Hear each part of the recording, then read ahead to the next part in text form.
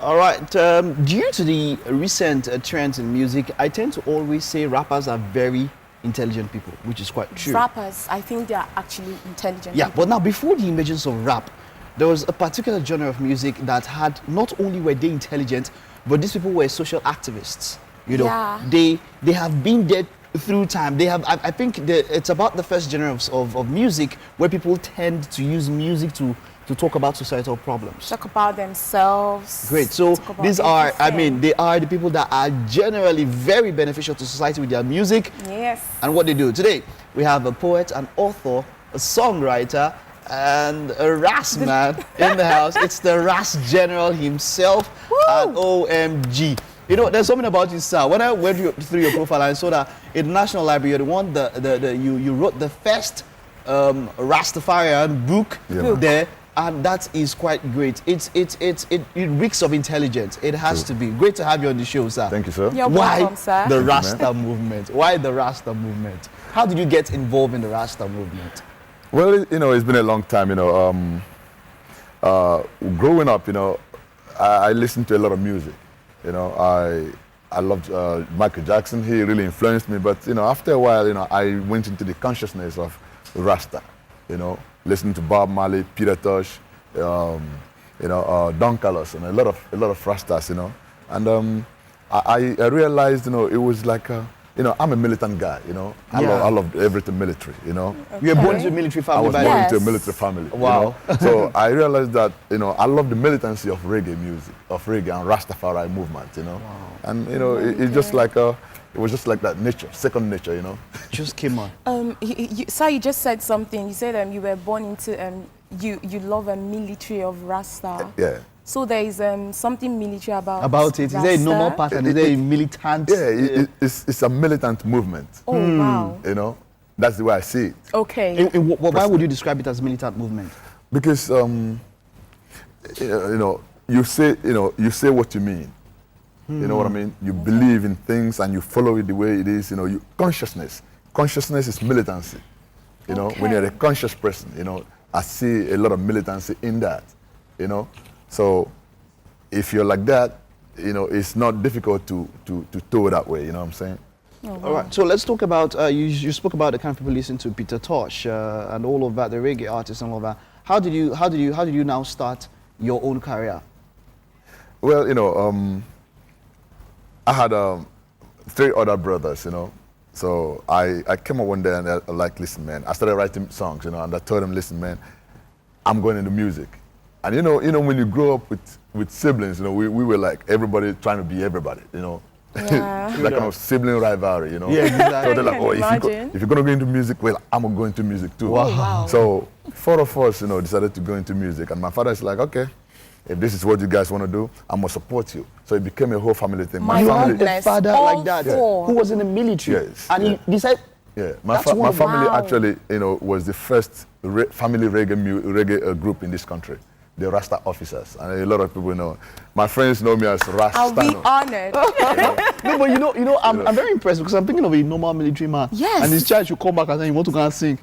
When I said And I said, not even now. You know, it seems like now music has become very, you know, financially, you know, there's anybody can actually just exactly. It But wasn't, then, it wasn't about money then, it was about the love, you know. That's why, you know, people like Ras Kimono, you know, who is my friend, Oris Weliki, you know, a lot of us, you know, Black Rise, it wasn't for the money, it was for the love. And those days there was this thing about, you know, with journalists, we sit down, we could drink curry, you know, eat from the same pot, cook beans, you know, eat. It's you know. so nice. It was so nice. It wasn't anything, you know, it was just the love. it was just the love. And the message, you know, that we Is passed that across. love still driving you now? I'm still there. Wow. A lot of my friends, you know, give up for a long time, you know, but I ain't giving up, man. I like that. Let's talk about you're a writer and author. You know, how many books do you have published now? Well, I have, I'm working on a book, you know, that is supposed to talk about immigration stuff, you know, what a lot of people face abroad, you know, immigration-wise. And I'm trying to make a woman a character, you know, in that book, you know, what our women go through, what our men go through, you know. I have a book of poetry that is, you know, on, Amazon and a lot of other bookstores, you know. You know, I've done quite a lot of stuff, you know. what is the now we talk about Rastafari and we'll talk about consciousness. Yeah. You know, now what is the ultimate underlying message of the Rasta movement? Is there anything like that? Is that an underlying message? The underlying message is about peace. Peace. Respect. You know, Rastaman always say respect. I don't, people say love, you know. I don't really, you know, love is something that people just say because they want to say stuff. Oh. But if you respect me, you're going to respect what I love. You're going to respect my boundaries. You're going to, you know, and we're going to have peace. If you listen to Peter Tosh, he says equal rights and justice. If there's no justice, you know what I'm saying, there's going to be war. Okay. You know what I'm saying? It's not about I love you and I'm stepping on your toes. No, we don't deal with that kind of thing, you know. We deal with respect.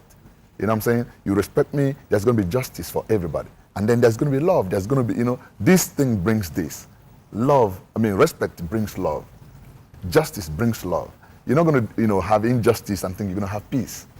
Oh. So that is Rasta business. Okay, talking about that, the peace and everything, if we look at our generation today, if we look at the society, we don't have a lot of that going on.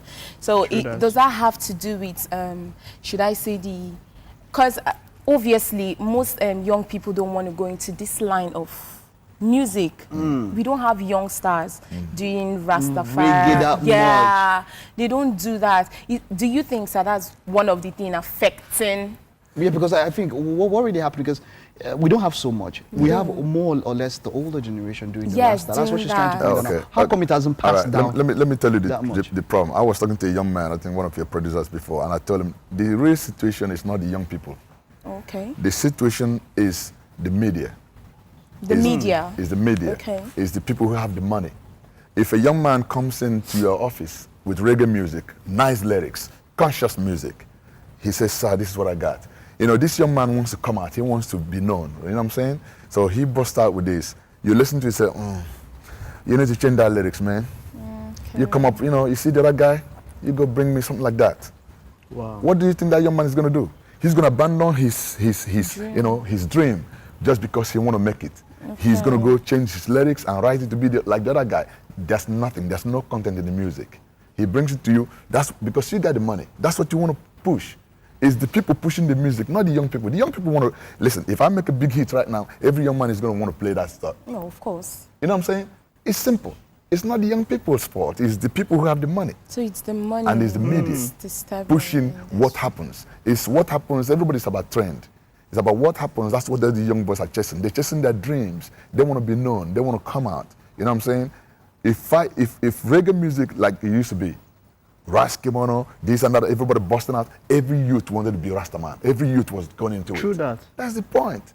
So it's not young people's fault, man. I know the problem, man. Okay. I've been there. Yeah, You know, I did. When anybody talks about Rasta, there's a line that always comes to me, very popular line.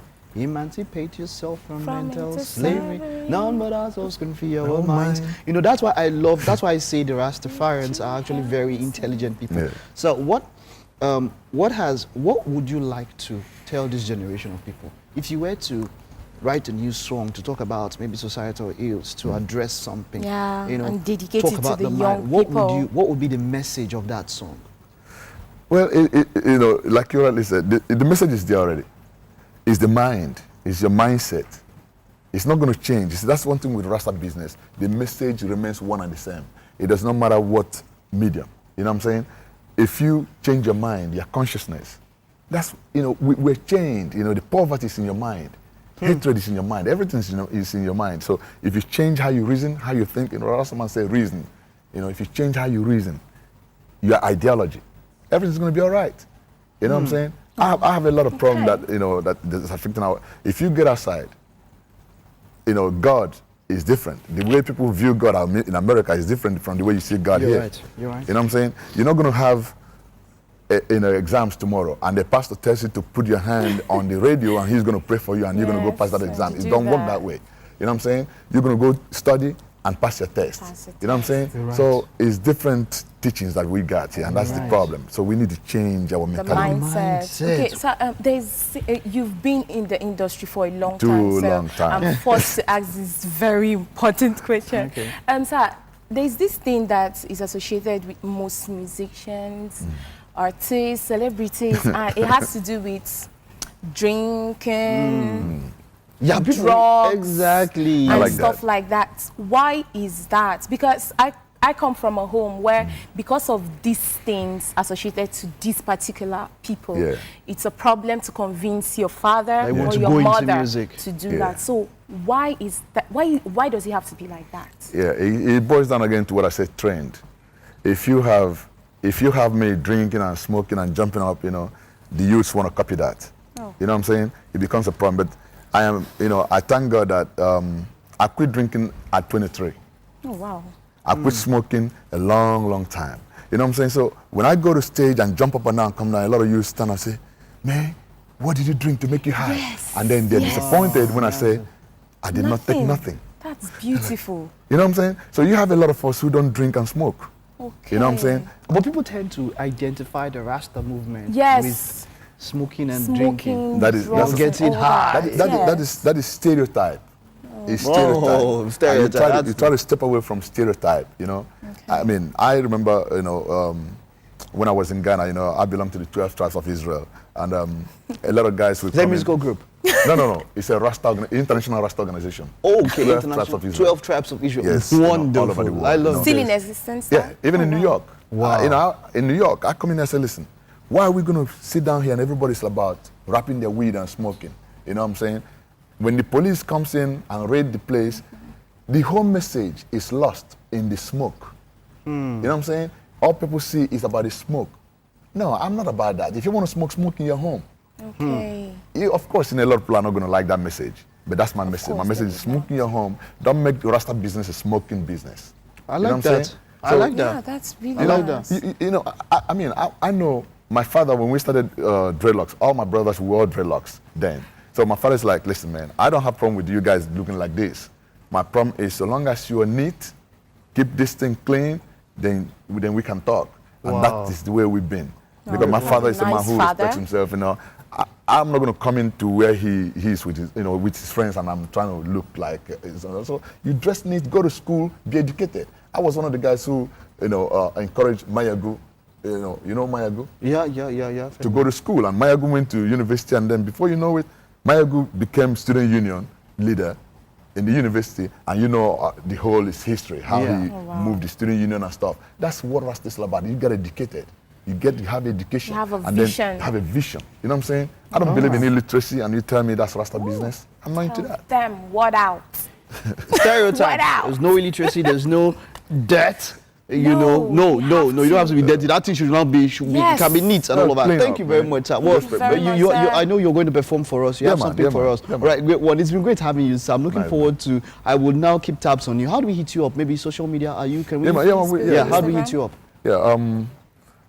Before I leave, I will Okay, drop off my all right, okay, that's very cool. Thank you very much. Thank you It's very much, sir. the RAS General who's going to take us out. What song are you performing Some for us, sir? Rasta something. Child of God. Are we feeling? Okay, let's feel Child of God. Let's feel Child of God. Let's feel it. All right, when we get back, entertainment is RAS General.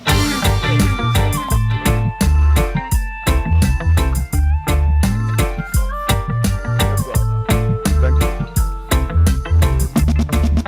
My God, now He make heaven and earth, plus everything way they inside. Them fools them say, God know they. Them they ask me who I be. Child of God, I be child of God.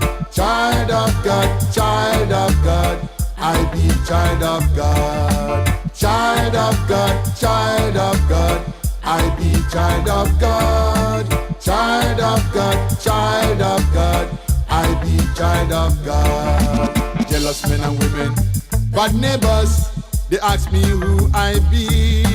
Liars, greedy thieves, witches and wizards, they ask me who I be. Jealous men and women, bad neighbors, they ask me who I be. Liars, greedy thieves, witches and wizards, they ask me who I be.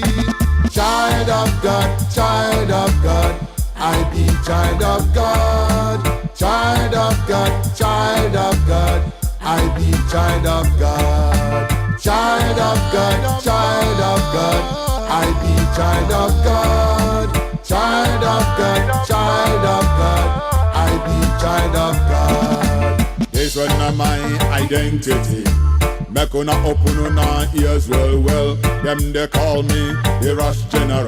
I be the original child of God. He make me form him own image. No matter whether be black or white, my God now he make heaven and earth, plus everything where they inside. Now so praise, I gotta praise him for everything where him done do. Them fools them say God know they. Them they ask me who I be. Child of God, child of God, I be child of God, child of God.